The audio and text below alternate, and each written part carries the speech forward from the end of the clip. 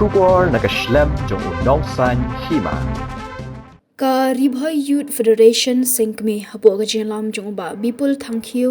hanin gasni kala no senyang da kapisa syaka kenhun ya lekai jong ka Meghalaya Martial Arts Federation kabla let banishmenta ka 10 National Kung Fu Championship arajar arpun riu kabla penong ha USTM Ribhoi District hagadi gasni le don ringkat lang uba Thomas Rongthalu bat ubeni san shadap kibedai President ba General Secretary ka MMAF nalor hiwei uba Dennis Sinkley General Secretary ka RBYF uba One Pair S Waklang Publicity Secretary ka RBYF nalor kumba sau phangut kirang hele kai kin thei bat shenrang kuman shipentep katei Kalimpong 10 National Kung Fu Championship araja arpun riu kadei plasdang hanin kesni ka arpasau tarik yayong araja arpun riu bat penkut pat ya ka arpun riu tarik mentahi ubna yayong halor katei kecing ajing rap pisa ka RBYF ka MMAF kalapan pawi kecing ai kublei bekerpang ya ka senghi berok kawai kam tam ya Presiden uba Bipul Thangkiu kibala kloi ban ajing rap bat snok tilang bat ka kinhun wat hakapor ka balingkot bat ka bakim ya ki lukna kai bat ka bu ka platform ba Indonesia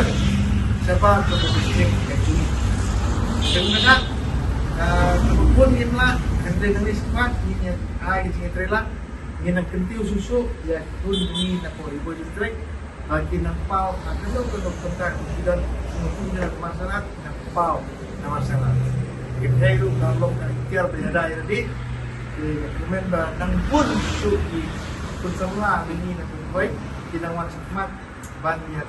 seluruh ini bagi nang dikai lembaga suki itu penting kesemlah yang kena sosial itu nak kalian tinggi hasil cepat you post ini dari mana dan cepat you seperti maksudnya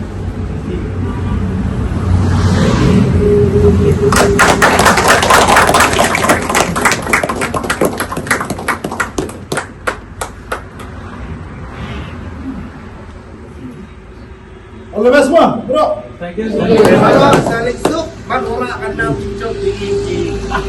Langsung juga gitu.